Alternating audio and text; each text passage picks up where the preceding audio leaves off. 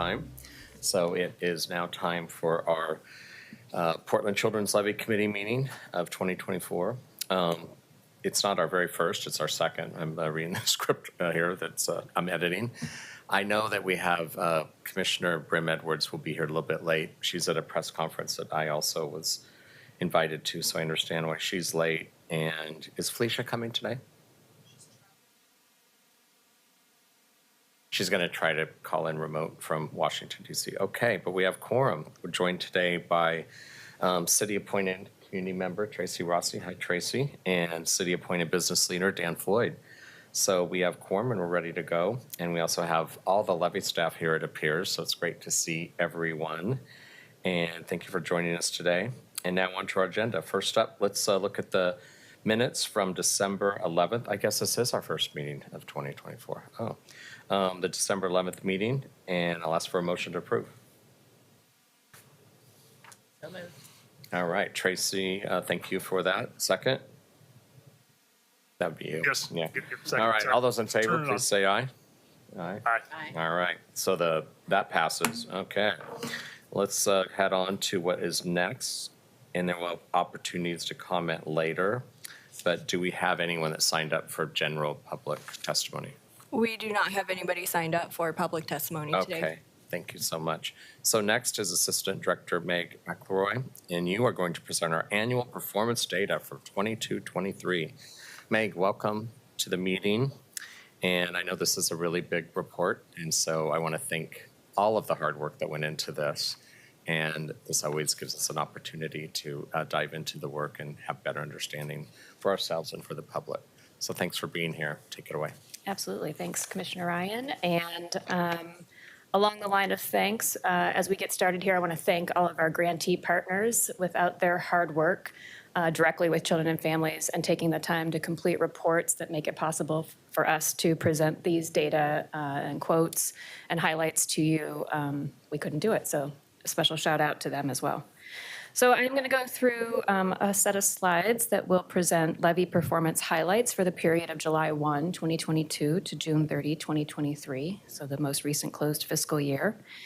For this report, we analyzed data from grantee reports. We've also featured quotes and photos that highlight the performance and accomplishments of our grantee partners.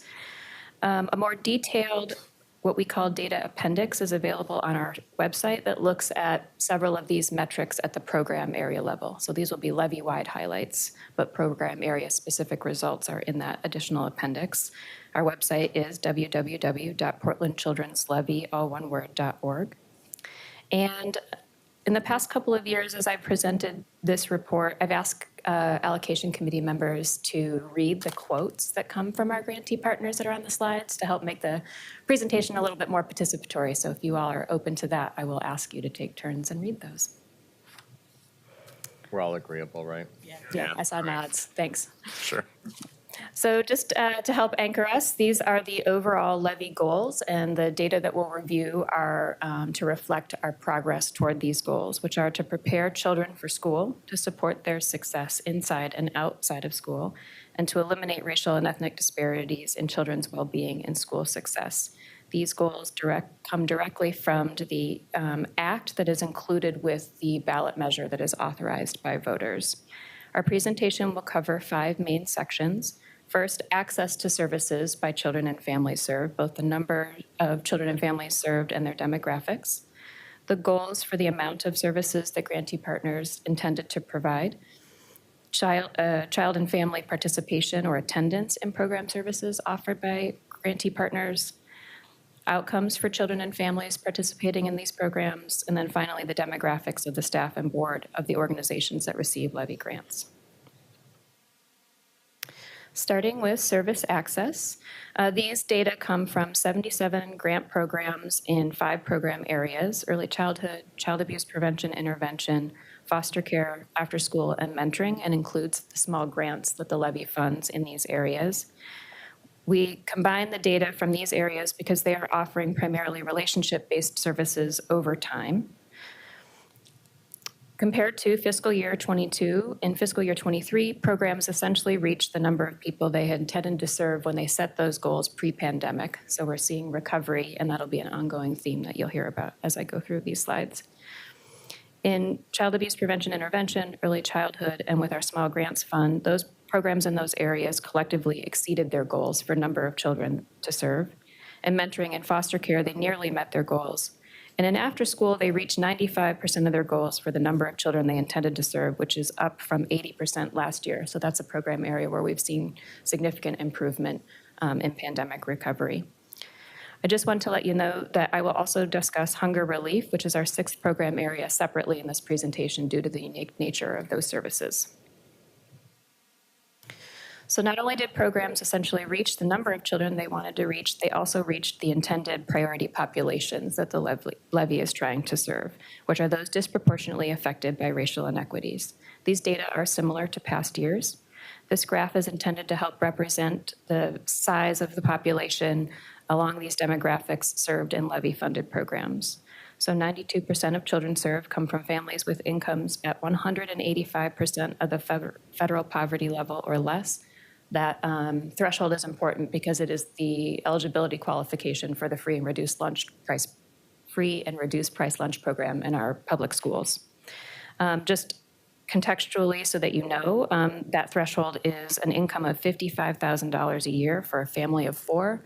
Comparing that to Portland area median income in that time, which was $106,000 for a family of 4. Our median income was twice as large as 185% of the federal poverty level for a family of 4. 77% of children served identify as Black, Indigenous, and people of color. 44% live or attend school in East Portland, that is entirely east of 82nd Avenue. 33% speak a language at home other than English. There were over 50 languages reported by grantees as being primary languages spoken in the home. And 7 to 20% had a disability. 7% comes from data collected and reported by our grantees, but several grantees are unable to collect that data. We work with partners at Multnomah Education Service District, our grantees, and the local schools to understand particularly the eligibility for special education and Section 504 plan among students who are served in levy-funded after-school and mentoring programs, so all our school-age child participants. Based on data around students who were in those programs and participated over time, and that the data that the Educational Service District was able to provide to us, approximately 20% of children in after-school and mentoring programs funded by the levy qualify for a special education or 504 plan. So now that we understand a little bit more about the children who entered services, we're going to look at sort of what happened with them while they were there. Each of our grant agreements have service activity goals for the amount of service and the types of service that programs will offer to children and families. Service activity goals could look something like offering 21-hour group mentoring sessions during the year, or providing an after-school class that is 12 sessions long, focused on a particular set of learning objectives, and each class is about 1.5 hours long. So we look at all of these goals set by our programs to understand how well did programs implement the activities they had planned. In fiscal year '23, grantees met 75% of their service activity goals, and this is up from 59% in fiscal year '22. So again, seeing a lot of pandemic recovery this past year. The biggest factor affecting whether or not goals were met. Oh, sorry, yes. What was the percent before COVID? I assume it was higher than 75%. We did not crunch this metric this way before COVID, so I don't actually know the answer to that. It's important, I think, what might help contextually is it may be that they didn't meet 100% of their goal, or they may not have met 80% of their goal, which is sort of the threshold we go down to count it as met or not. But they could have gotten 60% of their goal met, but then a staff person left. They weren't able to complete as much as they had planned, but some happened. So when you look at sort of whether or not a service activity goal was met, don't think about it as they did nothing or nothing happened, but sort of like they just didn't reach the level of goal that we wanted them to get to, or they wanted to get to. Does that make sense? It does. I think it's also important to just pause here for a second. Since COVID, this has been so challenging because people literally haven't shown up.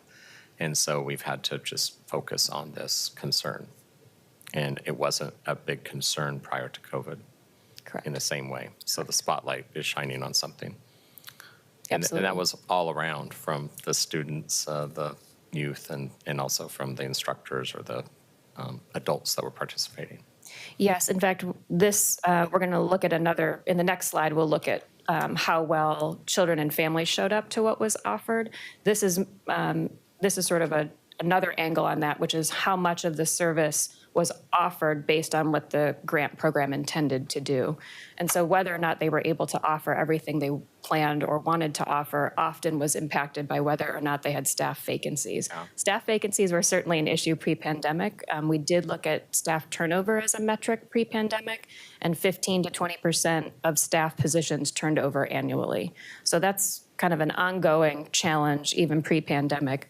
But what we have seen in program reports in the last few years is staff vacancies that maybe stay open longer than programs would like. So it's harder to get staff into positions. And then, of course, as you all know, once you do hire folks, you've got to onboard them and support them, and it takes time. So again, it may just be, it is that is affecting how well programs are able to provide as many activities as they had planned for the year. And again, keep in mind, their goals were planned pre-pandemic. So these goals weren't adjusted down based on sort of like staffing challenges.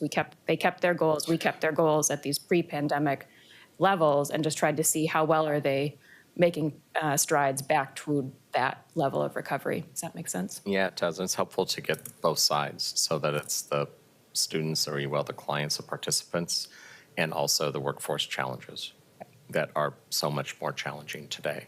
And then behaviors also changed during COVID, so it's getting people back into the behavior of showing up. Absolutely.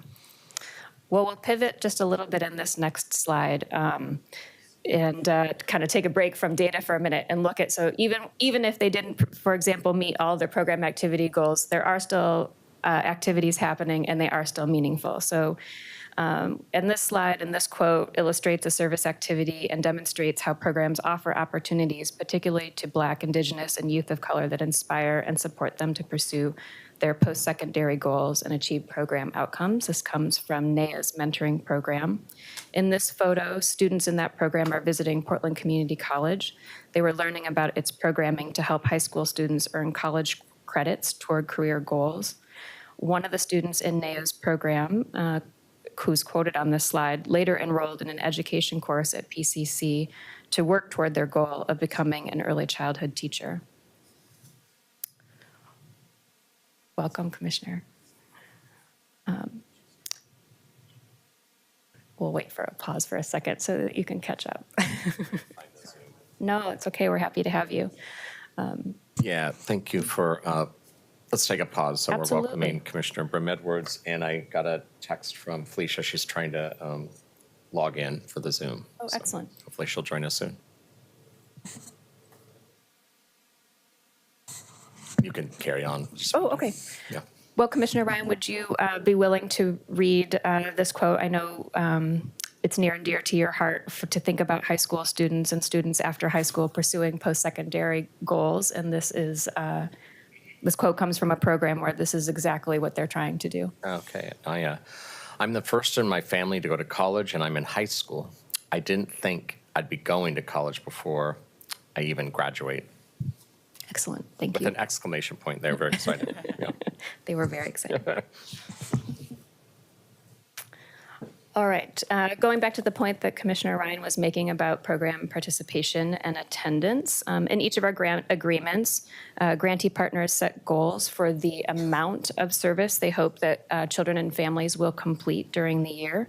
Participation goals might look something like completing 6 months of enrollment in the program and attending at least 12 groups during that time, or attending 8 classes out of the 12 that are offered. Participation goals help Levy staff and programs understand how much of a service that was offered was actually attended by children and youth.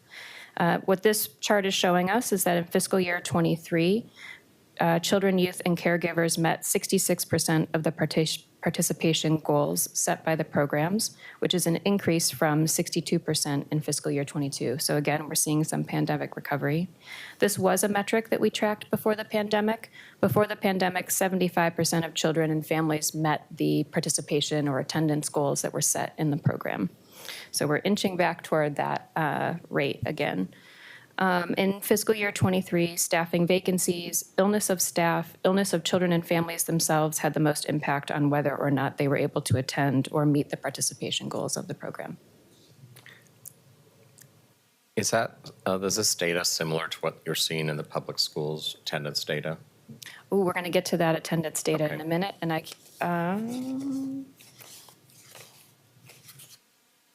I will put this here so I flag that and come back to it, because off the top of my head, I don't remember what the number is.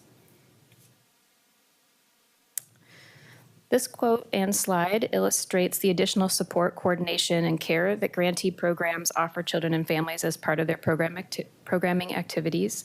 These types of support help families keep participating in programs over time and lead to positive outcomes. In this photo, staff at Janus Youth Seeds program, a child abuse prevention and intervention program, sort supplies offered to the families they serve. Dan. Is it my turn to read? Yeah, if you would, please. We help them maneuver the job field, find apartments, order new social security cards, and get licenses. A lot of these young parents and parents-to-be are looking for connection. As much as we help with supplies and resources, we also offer social, emotional support. Thank you. So now we'll look at outcome goals. In each of the grant agreements we have with our grantee partners, they have outcome goals listed in their agreement. Outcome goals may be something like 90% of youth will demonstrate positive school engagement, or 85% of parents will demonstrate or increase positive parenting practices. Most grantee programs were able to collect data, track, and report on most of their outcomes for this year, compared to previous years where there were significant pandemic-related service disruptions to their ability to track and report outcomes. Across all of our grantees who are tracking these outcomes, so remember there's about 77 programs included in this group, they tracked 233 outcome goals, and they met 75% of those goals. Their rate in fiscal year '23 to meeting outcome goals was similar to pre-pandemic rates, which was typically 75 to 80%. In the following slides, we'll go through some of the specific outcomes that were tracked and reported across groups of programs in each program area, across those that have similar services and who measure similar outcomes based on those services. Please note that results are only reported on the number of clients who reached the participation goal for the program, so they were around long enough for outcomes to be reported on them, and they were engaged in the program enough to expect outcomes to occur. And then they also completed the outcome measurement tools. So in this slide, we're looking at early childhood and child abuse prevention intervention program areas. The data in the table show the number of grantees in the program area that track and report this particular outcome out of the total number of grantees in that program area. It also shows the number of individuals who were assessed for the outcome out of the total, and the total number who met the outcome out of those who were assessed. So across these different outcomes, children meeting developmental milestones, children who weren't on track with milestones being referred for additional support and services, parents and caregivers meeting parenting goals and parenting practice goals, and increasing safety and stability, at least 85% or more of these folks were meeting their program goals. Can you go back to that slide? Yep. Are you good with us asking questions as we go? Yeah, absolutely. Since I've been doing it. Okay, sorry I didn't ask earlier. That's good. I can't see the bottom one, but the child abuse and prevention intervention says 7 of 14 programs. So that means half of the programs didn't report? No, it means 7 of the 14, it means 7 programs in that program area track this outcome, because what they're offering in terms of a service is relevant to this particular outcome goal. Okay. And so at the next lowest. level down, there are 10 out of 14 programs who track this other outcome around increased stability and safety. So Right. depending on the type of service that they're offering, how intensive it is, how long it goes over time, and who they're serving, there are different outcome goals that a program may set. So we try to group the ones that are serving that are reporting similar outcomes together and talk about them as a group. So although irrelevant, did send in their information. Yes, correct. I have a question about questions on. What's that? How do you do that? I have a question about the second metric, the referrals. Is it tracked whether they actually, Engaged in the referral? correct? No, I do not have access to that data. That would be another system that we would have to ask to report back to us about that. I know anecdotally from Grantee Partners that well over the majority of families who are referred from their early childhood provider for additional services tend to engage in them. Thanks. Yeah.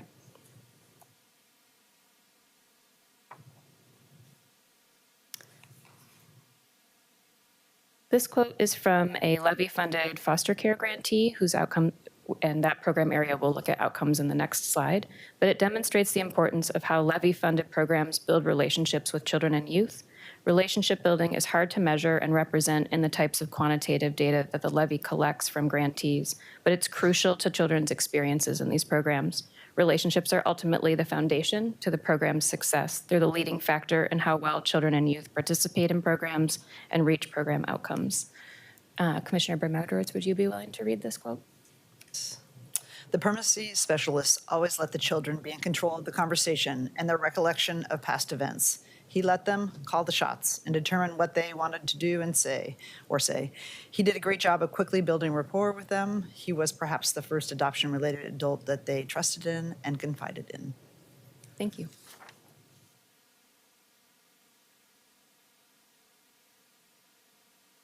So looking at program outcomes in foster care, after-school mentoring, and with our small grants fund, in this table, it's set up similarly to the one that you saw in the previous slide with a similar table, where it's the number of programs in the program area that track and report this outcome, the number of youth who were assessed, and the number who met the outcome.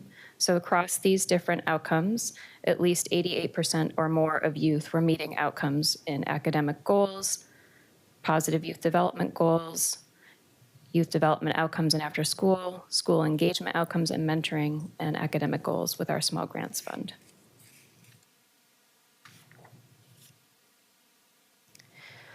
This slide, Commissioner Ryan, helps answer the question you asked earlier. I'll walk through this slide and then we'll look at sort of the attendance question you had. So we at the Levy work with, as I said earlier, the Multnomah Education Service District, local school districts, and our grantee partners to look at school-related outcome data on participants in Levy-funded after-school and mentoring programs. Through release of information agreements, we have data aggregated across Levy participants in these programs.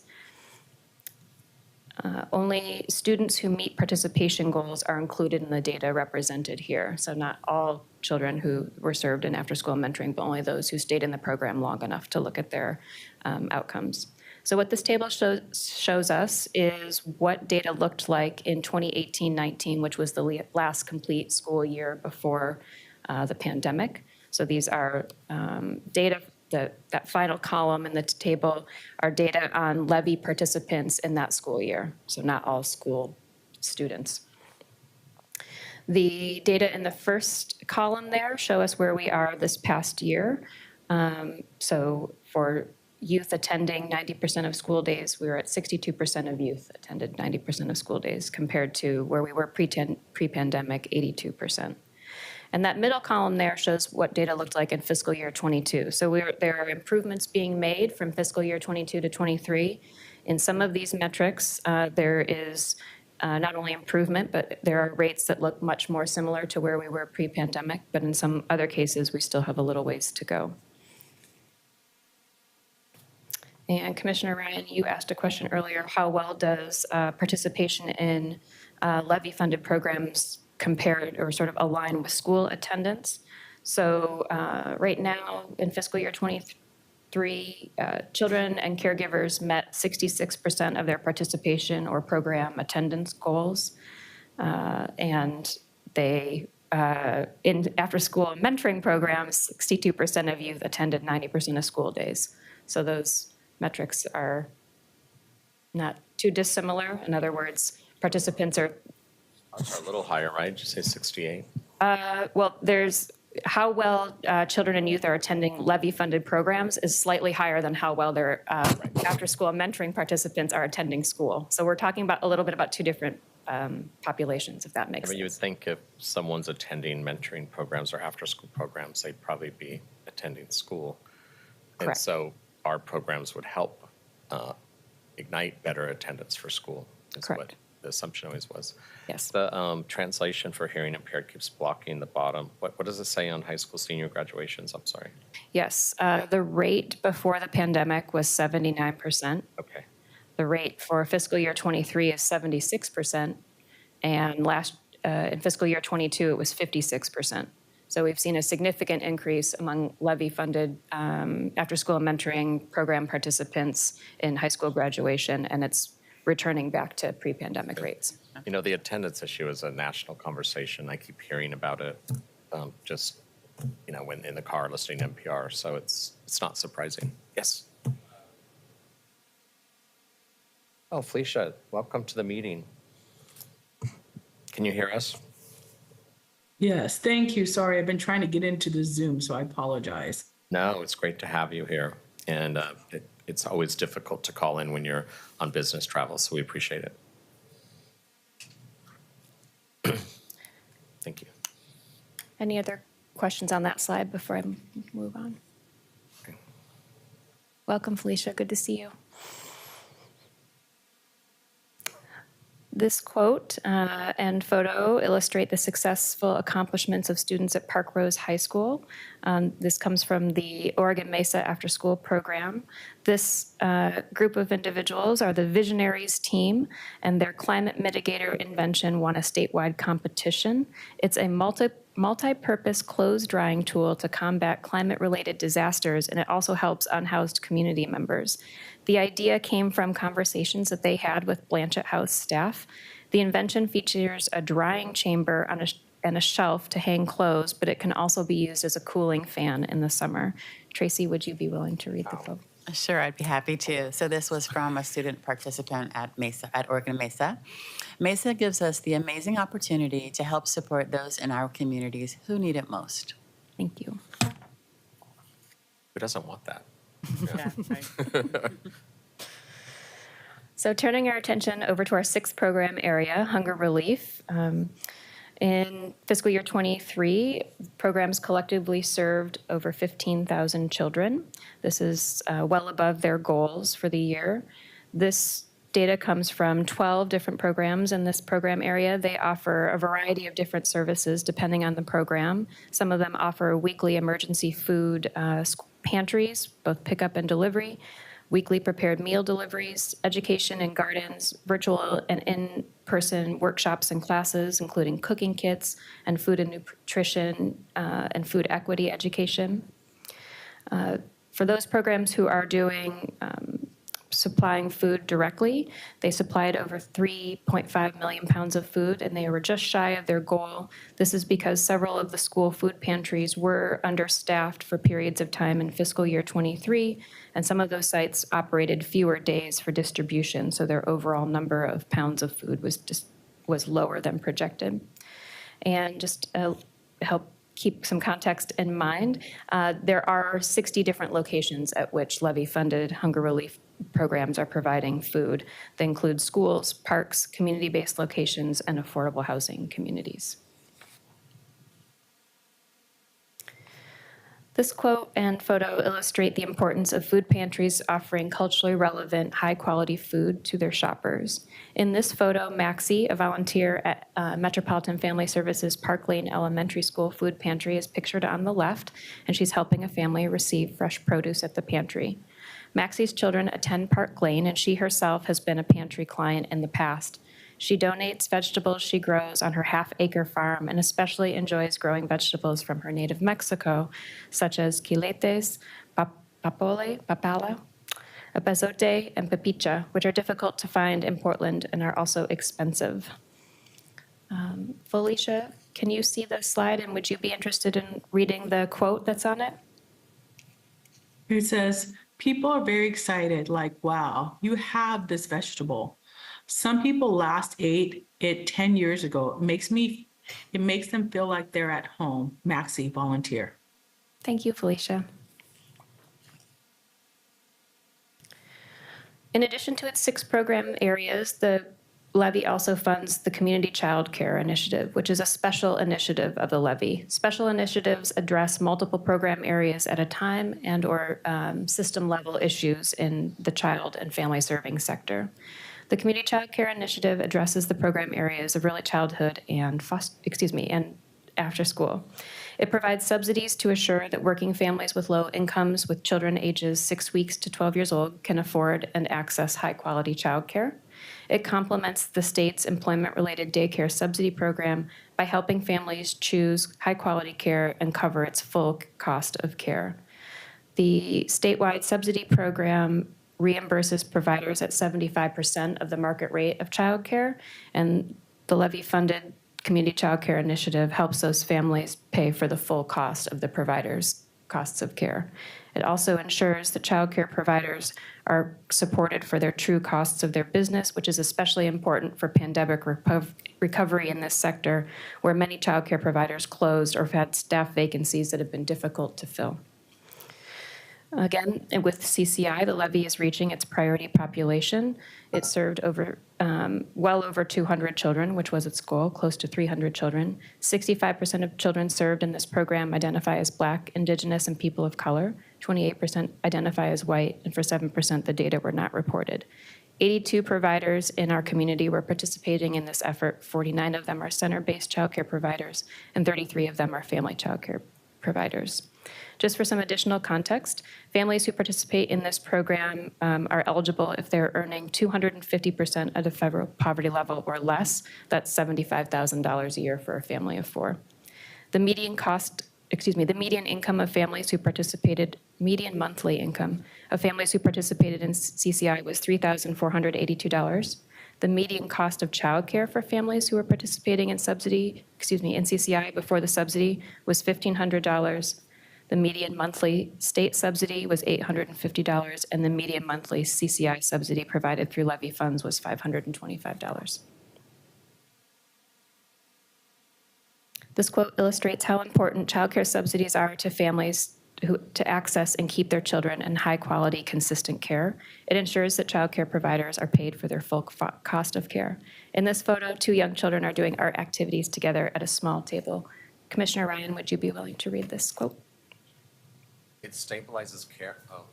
It stabilizes care for children and families because of the funding. Families are not forced out of their child care when the cost of care rises. This creates a continuity of care that's crucial to children's emotional well-being and success going into kindergarten. Thank you. That comes from Shannon Aiden, who's the owner of Shannon's Childcare Preschool. All right, 2 slides left here. We're going to turn our attention to a little bit of a different element of our grantee partners.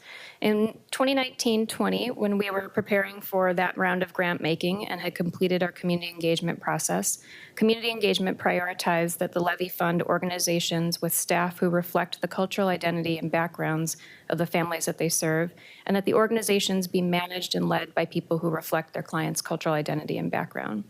The levy asked for demographic organizations from applicant organizations as part of its 2019-20 application process, and has subsequently asked for grantee organizations to provide this information on an annual basis. The data in this slide come from 42 out of the 51 organizations that the levy funded in fiscal year 23. 9 organizations are included from this analysis because 4 of them submitted incomplete data. 3 of them are school districts, community colleges, and there are numerous factors that influence which clients they serve, the staff they hire and retain, and the people who serve on their boards. 1 organization serves clients statewide, and the total number of clients it served is nearly double the number of clients served by all other organizations, so their data would have skewed the results. And 1 organization ended their grant before the end of the fiscal year, so we excluded them from the analysis.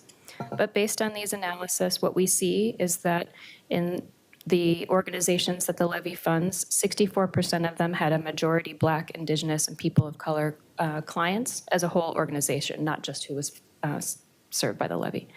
52% of the organizations had a majority Black, Indigenous, and people of color staff, direct service staff. 57% had a majority Black, Indigenous, and people of color management staff, and 38% had a majority Black, Indigenous, and people of color board of directors. And in this last slide, Is this new data, or do we have past comparables? we have past comparables. Have any of them gone down? Off the top of my head, I don't know the answer to that, and I can check, but none of it doesn't ring a bell as something that we've seen. I would say it's stayed similar or gone up, but I can't be certain of that. I find the board and directors number to be disappointing because it's mission-driven and it sets culture and community interest. And you would always assume that would be the first place that you would start to see the demographic match the caseloads, if you will, of participants. Thank you. Yeah, Did you it doesn't want have me the to- workforce challenge like you do with the other issues, with the other ones. Did you want me to put together analysis that looks at whether or not any of these have gone down? That would be helpful to have past comparables, don't you think? Yeah. Sure. I mean, this has been an issue for a couple decades, the last one especially, so I'm just shocked. This last quote comes from Latino Network, which is an early childhood provider with their Juntos Aprendemos program. It illustrates how intentional organizations are in building diverse workforces from the communities that they serve. This quote also shows how PCL grantee partners face challenges with staffing and how their solutions attempt to build a culturally relevant workforce for their programs and also support community development. Commissioner Brim-Edwards, would you be willing to read this one? At this time, we are heavily focused on the continued professional development and growth of our staff. 99% of Juntos Aprendemos staff were at one point participants of our program. Through our grassroots leadership development, we have been able to open some pathways and create opportunities for staff growth. However, it does not take a lot of time and dedication to do this, and more capacity is needed to continue to develop the workforce within our Department of, and I can't read the rest because I have, it's On the screen? covered. Sure. To continue to develop the workforce within our department as well as within the early childhood field. Thank you for finishing that for me. Thank you for being willing to read it. That concludes my portion of the presentation. Happy to answer any other questions that you all have. Okay, open up the floor. I'm sure there's some questions. You want to start? I don't have any. I don't have my notes on me, so I'm trying to remember, but I know that I had an opportunity to have a conversation with Director Pellegrino, and I think the question is around this, that I noticed that some were challenged to just give you the data, and I wanted to understand more about that. And what we do, it's all about improvement. So if someone hadn't provided it the year before and we provided some professional development assistance and they still aren't providing it, what are the consequences if it goes on for a few years? I'm Sure. just curious because if we don't have inputs of data, then we really cannot do the assessment work, which is all about facing the children and youth so we can improve the outcomes for them. Absolutely. So we get reports from grantees at least twice a year. We get a year-end report that includes a substantial amount of data, as well as a narrative report that reflects on that data, plus answers other questions. And at the mid-year, we get a narrative report with just a little bit of data to sort of understand how well things are going and whether they're on track. Across all the reports that we get, nobody didn't submit one. So it's not the case that there are organizations that are just not completing reports for us. If that were happening and it were happening over time, you would be hearing about it because we would be talking about performance compliance issues. Yeah, no, thank you. So it's not incomplete. It's not incomplete. There may be particular things that we ask them to report on where they weren't able to get complete data. So maybe it was a particular outcome. They just didn't have, they were using a new survey tool, for example, and they just weren't able to get as many of them done as they would have liked. So the data are sort of weak or not very robust across all the kids that they served. Or there may have been a change in staff, and the new staff wasn't sure of what method was supposed to be used to count a particular metric that they're supposed to be reporting on. So maybe there's one piece of data or something that are missing in the report. But I would say across the board, there were not reports that weren't submitted to us. There was reports came in, and whether or not they were missing, small pieces of data because of interruptions on their end is possible, and it would have shown up in those performance summaries that you were provided. But I would say if it were an issue where we were concerned about compliance and concerned about performance significantly, you all would be hearing about it before a report like this. That was really helpful. Thanks for explaining it further. Sure.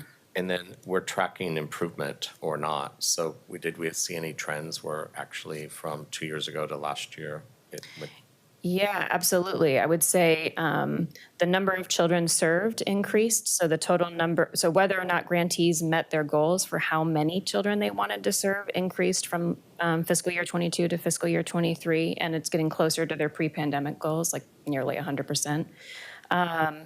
The amount of service that they wanted to provide, which was goals that were set pre-pandemic, has inched closer to that threshold than they were in fiscal year 22.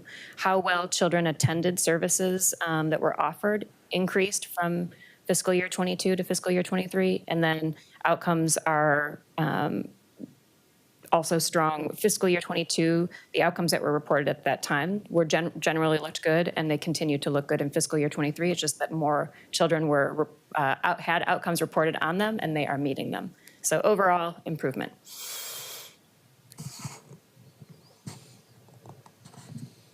Yeah. I'm just curious about the attendance issue, because I do know that from schools, that's a major issue post-pandemic. Are we just reporting the data, or are we actually trying to also encourage organizations to change the trajectory of the data or get people back to where we were pre-pandemic? Great question. Different programs are doing different things. It depends on the design of the program. I would say we are mostly reporting the data, and depending on the nature of the program, if they're doing intensive work with kids in sort of a more case management type program design, or some of our mentoring programs, they are trying to support children and youth to attend school regularly.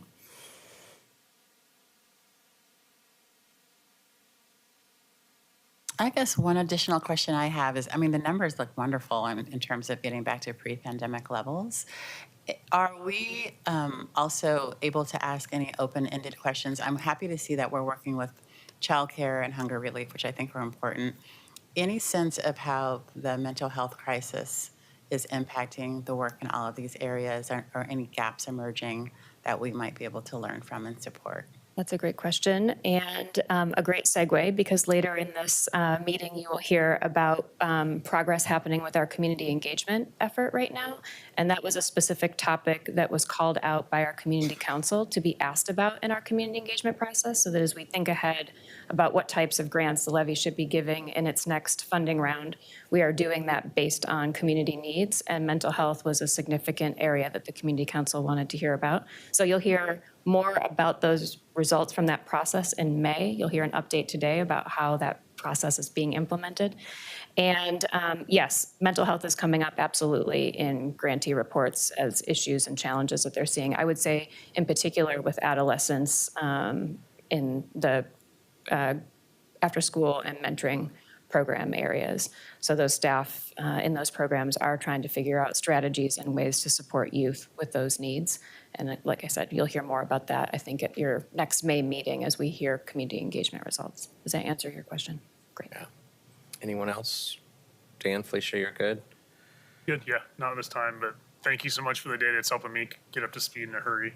And I love hearing about the upcoming focus on mental health. Great. Okay. I just want to thank you, Meg, as well, and the entire team who worked on this. Obviously, it was a group effort. Absolutely. And I know when I was raising money to renew the children's levy, it wasn't an easy time to raise money for anything related to taxes, if you will. And the case was about the fact that we're coming out of COVID, and it's such an important time to sustain the investment to try to get our participation back to pre-COVID levels. So know that we still obviously are working with our school partners on attendance. It's a national issue and it's hurting us badly right now. Everything else is really trending in such a great direction. So I feel like we're delivering on the promise on why we needed to renew the investment. So thank you so much, staff. Thank you. And now it's, you're good. So now it's time to, we'll have Director Lisa Pellegrino and in Community Engagement Coordinator Katrina Peterson will provide updates on the funding process in the Community Council. Welcome, Lisa. Katrina, it's good to see you. I wasn't at the last meeting, so this is my first meeting being with you. So welcome to the team. Thanks, Commissioner. So we are switching gears, as Meg said, from looking at the past to now looking ahead to the future. And I'm just gonna kind of set the stage a little bit and remind folks where we were at when we last met 3 months ago. So as you know, we are coming up on a funding round this fall for a competitive grant process for the large grants, since the levy was renewed last spring. And we've been working with our community council to try to shape what that funding application and scoring criteria are going to look like. So when we talked to you in December, for those who were able to make the December meeting, we let you know that the council was focusing our efforts on revising that application process, on trying to simplify things wherever possible. We wanted to get clear with them what the key information we should be asking about in our application, and how we should be scoring in our scoring criteria. So I'm just going to review that just to orient people of kind of what we ask and what we do.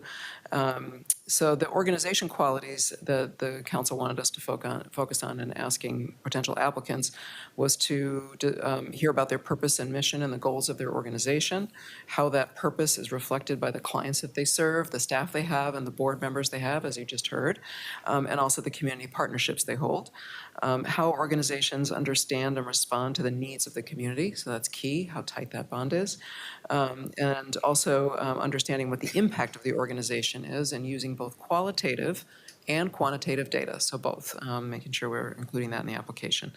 And last, the fiscal responsibility of the organization, so something looking at the overall organizational financial health. If you want to go to the next slide.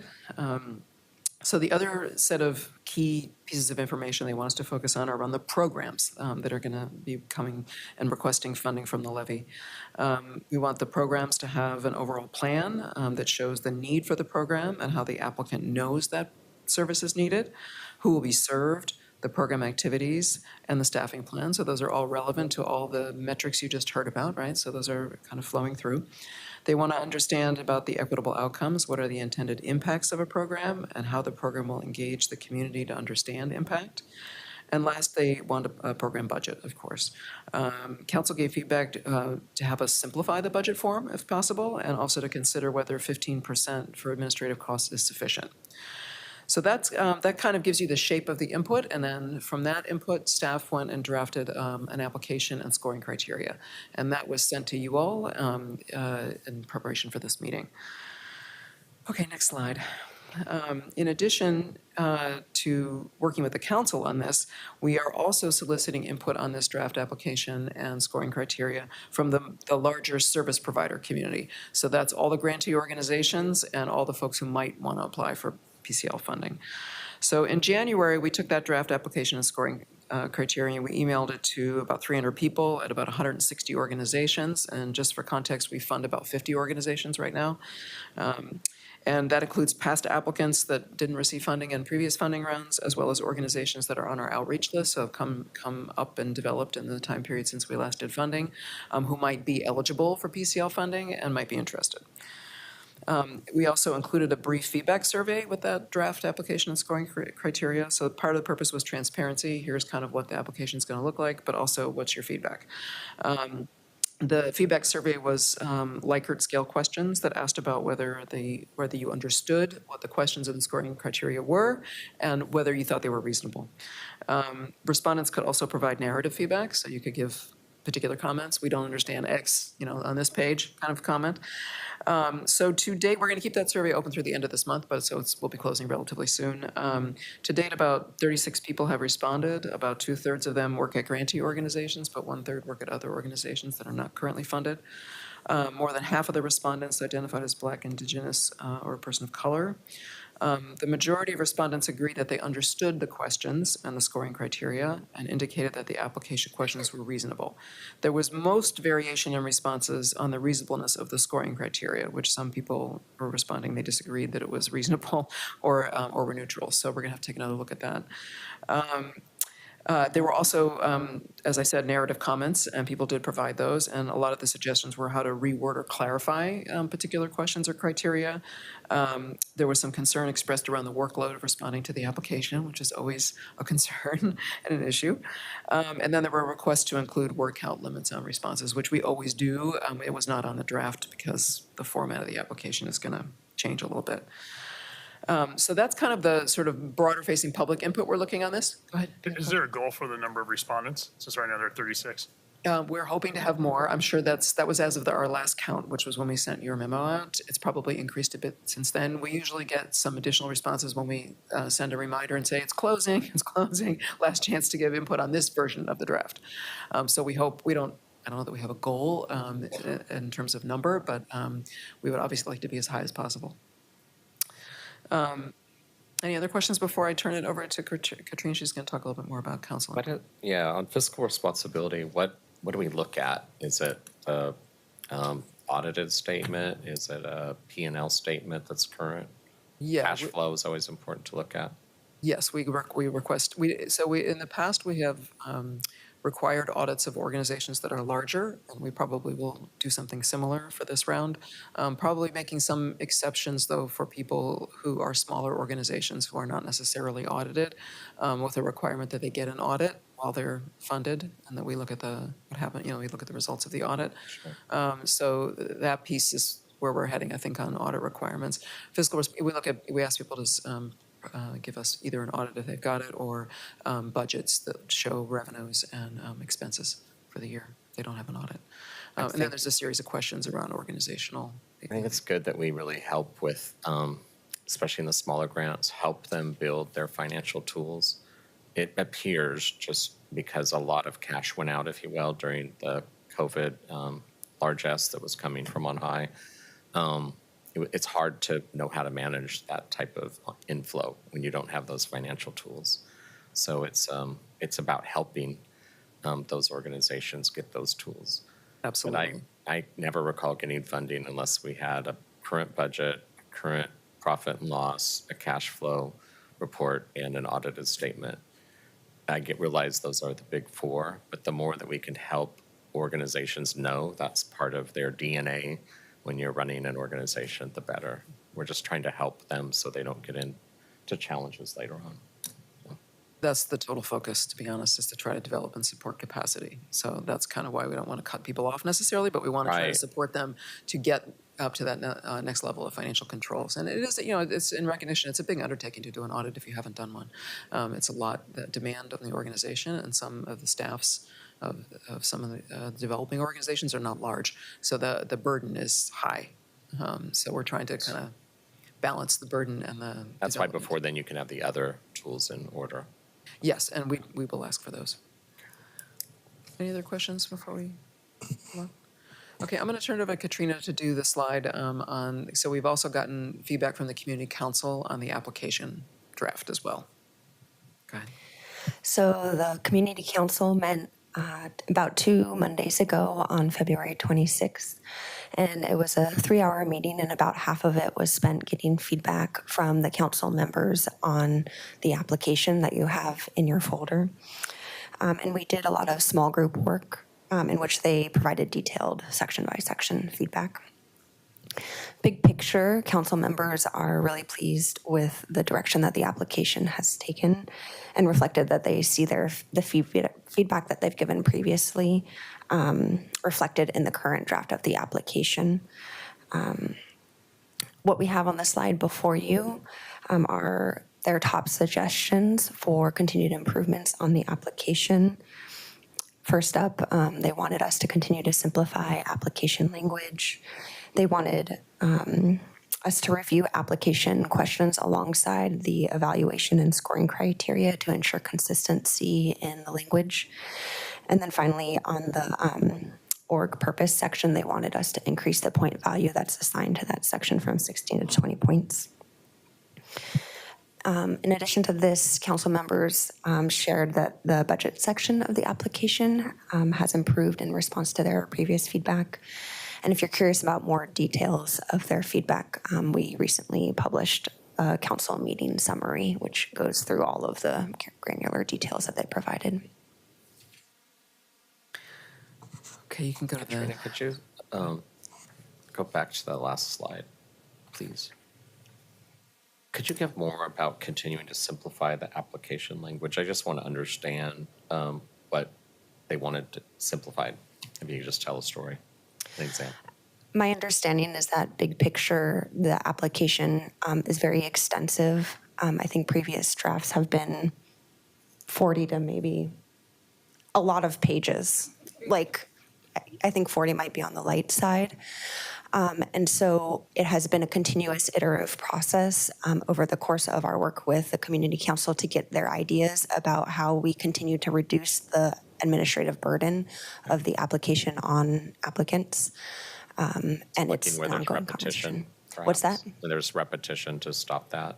Exactly. Or like, for example, there are some questions where there are compound questions. And so they recommended reducing the number of compound questions and identifying maybe a core question in there. Let's I don't see. know if I understood that. So like, for Those two words example, mean, but, yeah. there might be, I don't have the application in front of me, but if you pull out the application, you can see where there are numbered questions, and there are maybe 4 or 5 questions as a part of one question. And so what they're recommending is, instead of having 4 or 5 questions nested within one question, they're recommending that we just pick one question or 2 questions to continue to reduce it. Got it. That makes sense now. Yeah.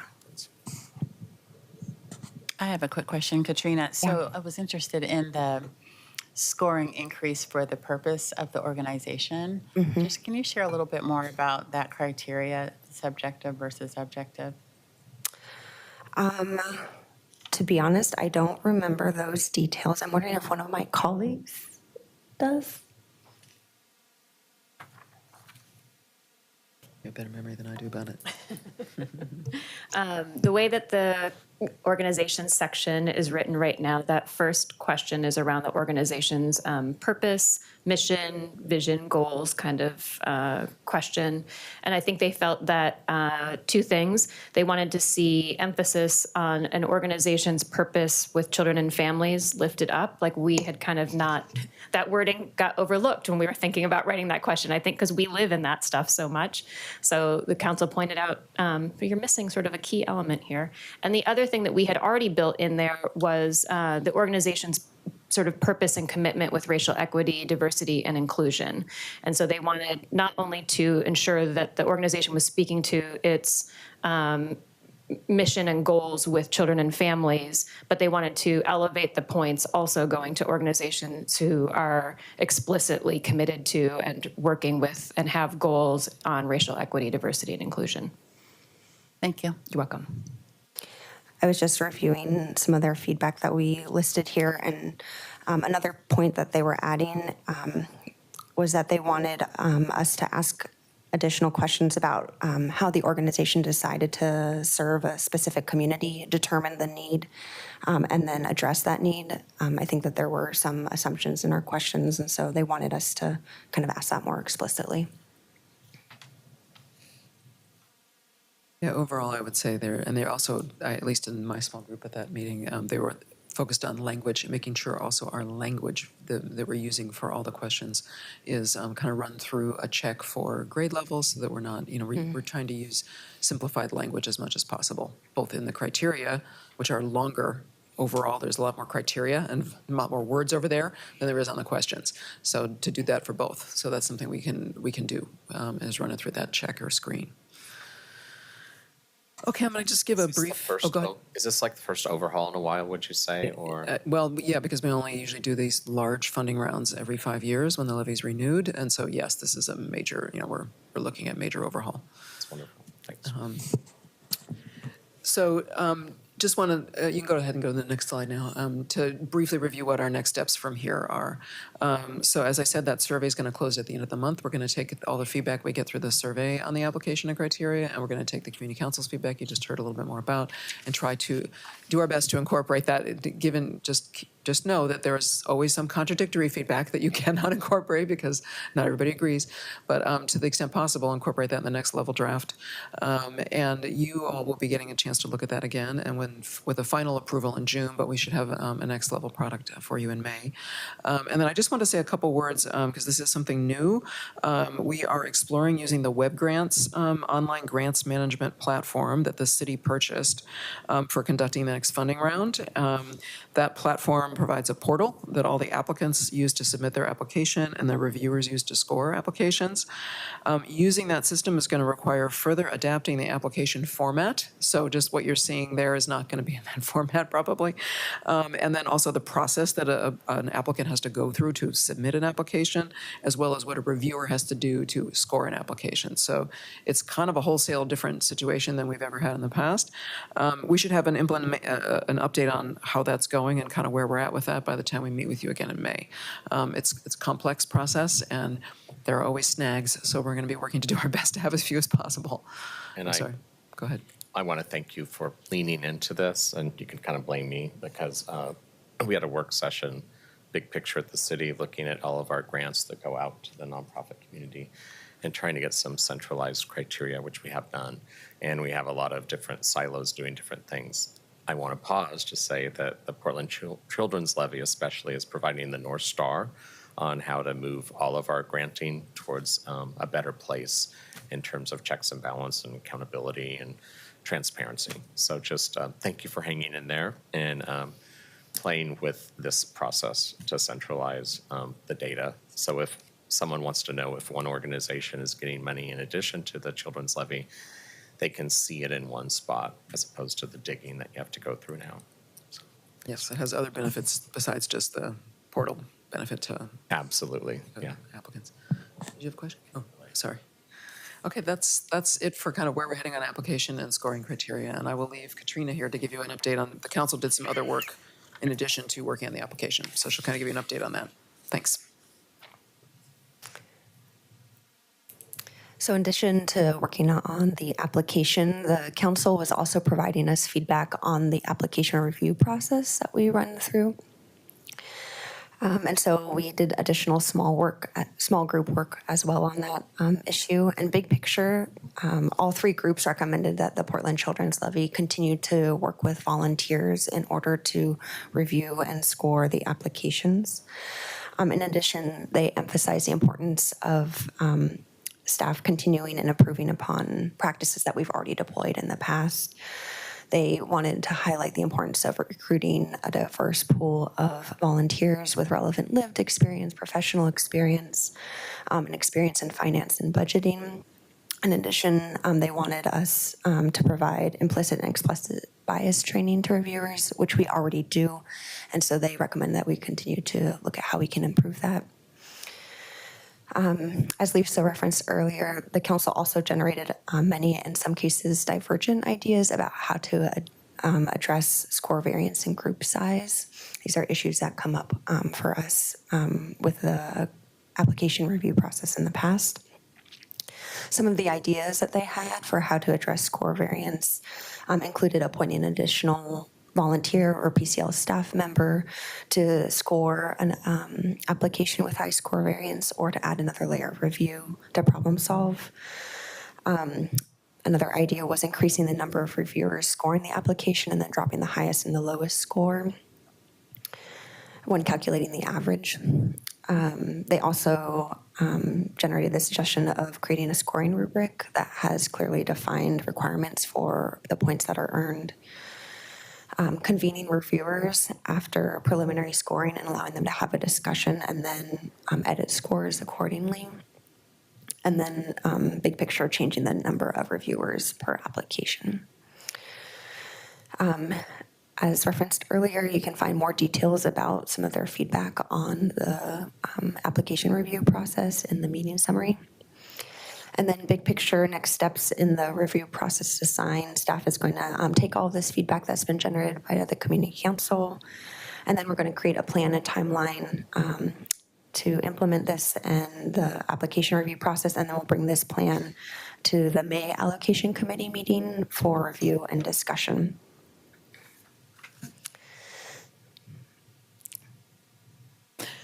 So I'm curious because there has been a shift away from asking volunteers to provide free labor because then it shifts, it excludes some people who can't afford to just volunteer their time. So I'm curious about the shift towards volunteers. And I'm wondering if it's more the people that you're paying, it's maybe the disagreement about the type of people we're currently paying, not that they're actually paid. It just seems counter to a lot of the work that's happening in nonprofits now to not ask people to volunteer because you exclude people. As a part of working with volunteers, we plan to offer a stipend to compensate people for their time. In the past, it's been, I think, $250 for reviewing 5 applications.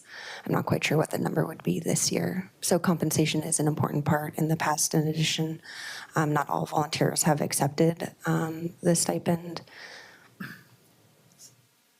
So is the difference between paid reviewers and volunteers who receive a stipend is that paid reviewers, that's what they do professionally? I'm just trying to understand the difference. Paid reviewers are doing a much higher volume, and they're doing it, it's like a contracted person, basically. And they're agreeing to score this many applications in this time period and complete this in order to be paid. So it's like a an hourly professional wage. contract versus, Yes, versus a it's not so community much volunteer. the fact that whether they're being paid or not, it's more whether they're doing it as for contracted work. Well, yes and no. I mean, an hourly, someone who was working hourly on a contract to do grant review you would be making overall more, like the amount of money each person would make would be larger because you'd have fewer employees doing it. When we recruit volunteer reviewers, it's a large group. Like last time there were 65 people. So the idea is broad, and what the council I think was focusing on is the diversity you can have when you have a large group of community reviewers versus a small group of paid people who necessarily are going to be much less diverse and representative because you have so many fewer of them.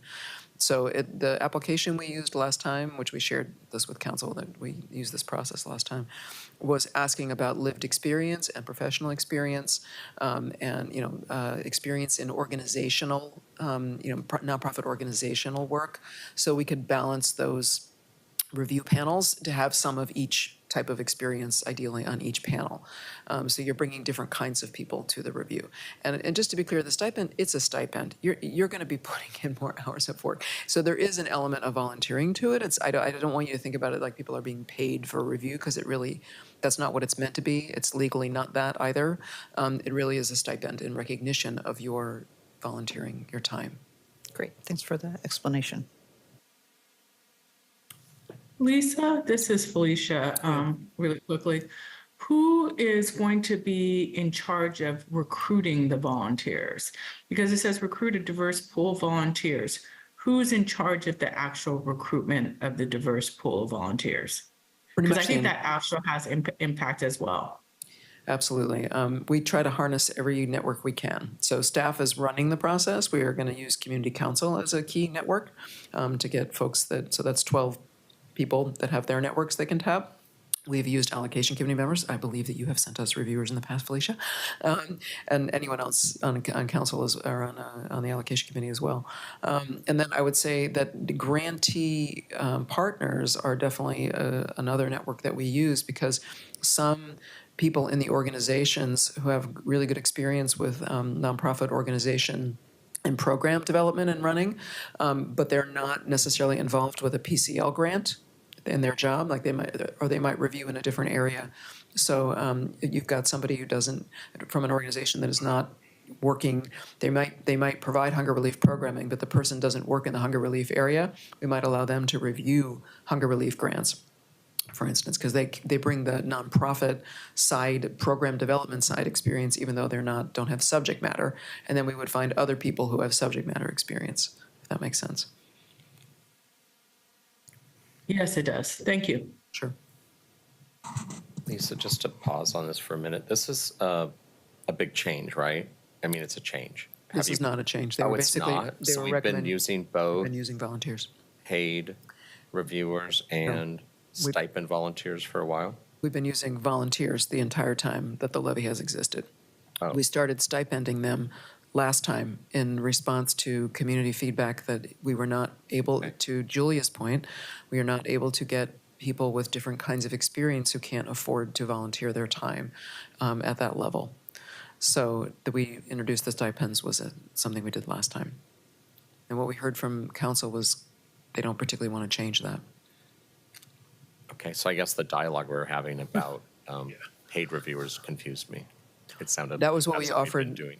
We brought that as an issue to the council for them to consider. Okay. Should we change our practice and pay, recruit a smaller number, maybe 12 or something like that, of paid reviewers that are going to be grant reviewers for whatever, a 2-month period, and, review and score applications and whatever be trained.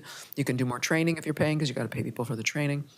So he's kind of laid out an option, or we could stay with the process that we used. I mean, we could tweak that process, but we could use something similar in the sense of we would recruit volunteers to do this job. So in our new structure with the community council, they dove into this issue and they're in it right now. And then they'll be coming back with their findings, or is this already their full This was their findings? recommendation. Okay. Stay with volunteers. So They've already our dug job through is to go this. figure out, what's the timeline and the plan, and to Felicia's point, what's recruitment. We used an application, and we ran it through the Civic Life process. I think people went online to, or maybe we didn't. I can't remember. Meg, am I wrong about that? Yeah, so we used the city's bureau, I guess. Is it still, is that the right word still these days? Bureau of, Later, yeah. okay. There's a city bureau and a process in place that you can take in applications, and I think we used that last time. So people did have to submit, paperwork, I'm choking on candy. Paperwork about their experience and their background, and then we use that as staff to score it and then select. So I think more than 100 people applied, and only 65 people were selected. So it was, reasonably competitive kind of process. Well, what a great process. I'm glad that you provided the other idea and that they drove down both scenarios to get to this conclusion. I thought it was worth considering. And I thought Felicia's comments were so spot on that no matter which one you choose, it's really about how you engage and recruit. So, Absolutely. yeah, the bias is tough to. I mean, everyone has bias. It's just called life. So it's like, how do you regulate it? Yeah. Yes, and they want more and better training, so we'll see what we can do about that. Okay. Thanks. So one final slide on the community council. We have 4 more meetings coming up for this body. And the primary focus of our work this year will be on developing funding priorities and landing a process for advising on funding recommendations. So the first 2 meetings in May, which you can see, the first one is a joint meeting with you all, the Allocation Committee. Camille Trummer's team will be presenting the findings from the Community Engagement Project. And council and committee members will have the opportunity to ask questions and discuss reflections on community engagement results. The May 29th meeting for the Community Council will be an opportunity to develop recommendations for funding priorities in the Portland Children's Levy's 6 program areas based on community engagement results. And then staff will be taking recommendations to this body, the Allocation Committee, on June 24th for decision-making. And then the 2 meetings in the fall, September and November, will focus on identifying the process by which the Community Council will weigh in on funding recommendations. So we imagine the September meeting will be focused on brainstorming and discussing options, and then the November meeting will be focused on building consensus with the goal of making a decision about what process to use. Any other questions for Katrina before she exits? Well done. Thank you so much. Thank you. Yeah. Erica, you're up. Erica's here to give us an update on, I assume, community engagement connected to small grants, correct? All right, welcome. Is the mic on? I can't tell. Okay. Yeah, now it's. Okay. Thank you, Commissioner Ryan. I don't actually have any slides on small grants, but based on what you said earlier, I do have a point I'll make after we do the community engagement, if you don't mind. And please be patient with my voice. It's not up to par today. Okay, so today we're going to talk about the community engagement process. The Children's Levy's authorizing legislation requires the levy to conduct a community engagement process to inform funding priorities in advance of launching a competitive funding round. So we do this every 5 years, as Meg mentioned. And PCL worked with our community council to set goals and priority populations to engage through this process. We then contracted with Camille E. Trimmer, LLC, to lead the community engagement process, and you were able to hear from her and her research analyst in the December meeting when they presented the community engagement plan. We also contracted with community engagement liaisons to survey immigrant and refugee communities and communities that speak languages other than English. Next slide. The community engagement plan includes multiple components. So it includes the survey of community members and service providers, focus groups, and interviews of key stakeholders. Camille E. Tremor's team had survey instruments trans-created. That's a kind of more interactive process of translation into 6 languages for community members who prefer to complete a written survey in their own language. And then the community engagement liaisons verbally translated English surveys into multiple other languages, which include Chuukese, Tongan, Swahili, and Arabic, and assisted community members to complete the survey. The process has been underway since December, and I will update you on the progress to date on implementing the plan. So we'll begin with surveys. As you can see, the goal was to reach 500 community members, and we collected 531 community surveys. The community and provider surveys opened in early December and closed on January 31st, 2024. Camille Tremor and the community engagement liaisons worked to distribute community surveys to parents, caregivers, and youth in focus populations selected by the community council. Camille Tremor's team administered all the provider surveys, and all survey data was entered into an online database. That data is being analyzed as we speak. So I will tell you I have no findings yet. So no findings. Okay, so next we'll talk about the focus groups. We've completed many focus groups so far. The goal was to conduct 10 focus groups with 8 to 10 participants from the focus populations. The ones that we have completed so far are low-income youth, parents, and caregivers, youth parents and caregivers of children with disabilities, single and teen parents, foster care youth and parents, LGBTQ2SIA plus youth, and a Spanish-speaking group for youth and parents and caregivers. Still underway in March is a separate youth group for youth in grades 6 through 12, a focus group for Asian American and Pacific Islander parents and youth, a general focus group for Black, Indigenous, people of color, immigrants, and refugees, and one for houseless parents, youth, and caregivers. So those ones are still underway. We can go on to the next slide. And then finally, the last component in the community engagement process were the key stakeholder interviews. The goal was to have 10 interviews completed. They were able to complete 11. And to kind of just give you a general sense of the demographics of all of the interviewees, 4 of those participants had lived professional experience with LGBTQ youth.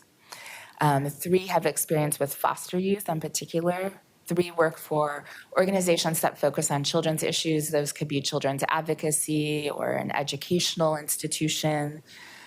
2 work with youth impacted by systems, trauma, and violence. And 1 works with families and children with disabilities. An average of 5 to 6 people attended all but the Spanish language. I have some of my focus group things on here. Okay, so just to wrap this all up, the goal of the focus groups had been to have 10 of 8 to 10. We had an average in the focus groups of 5 to 6 people attending, except the Spanish focus group, which had 18 participants. One of the challenges that we experienced in this process was an online registration process, and it was really interesting. In that time, we had kind of a big issue with spam bots. So it would appear that we had 20 registrants, and then they'd go in, and some of these, because there's honoraria offered for the focus groups, were these like spam bots that were not actually real people. So that was a challenge, and it created a lot of work for Camille Trummer team to kind of clear those out. And possibly impacted some of our numbers for the virtual focus groups. But we did have both virtual and in person. And the team thought it was important to have some virtual because we were in the middle of kind of cold and flu season when some of these were taking place. And also it increases participation. All of the interviews were one-to-one interviews, mostly on the phone or on Zoom, and they were about 45 minutes to an hour. So that is all of the methods. At the May 6th meeting, when you are meeting jointly with Community Council, Camille Trummer's team will be presenting to you all of the key findings that have come out of the data. They're already beginning to kind of analyze the interview and the survey data, but because the focus groups are ongoing, they still need more time to finish analyzing that data and kind of synthesize it to themes that go across all 3 methods. And that is all I have for community engagement. I did want to point out, I have a note in here about mental health that you mentioned. Community Council really lifted up youth mental health as something that they wanted to hear more about. And so that was a key question for all of our focus groups. And it's also mentioned in the surveys as well. So we're expecting to see themes about that. And we'll be hearing about that both from the perspective of the youth as well as from providers. So it'll be interesting to see how in sync or not they are. Erica, this is Felicia. Great presentation as usual. When I'm thinking about community engagement, I'm going back to Lisa's on our allocations that we're going to be doing in the future. And I was really impressed by Camille's presentation to the council in the last meeting. Is there a way to use the superpower of that team to help us as we engage the community to volunteer with us as we do our next funding round? Because what I'm thinking about is, you guys as staff do so much of the recruitment. Is there a way to be able to use a firm that we're already using that has expertise in this to also assist us? Our current contract with them does not include that. And we have I'm not exactly sure what the acronym stands for, a COVID contract. So it was a non-competitive type of city contract for women, minority-owned businesses. That, because it is that type of contract, the budget has a hard limit. And so I don't think we could put any more activities into that existing contract with that budget. Thank you for letting me know.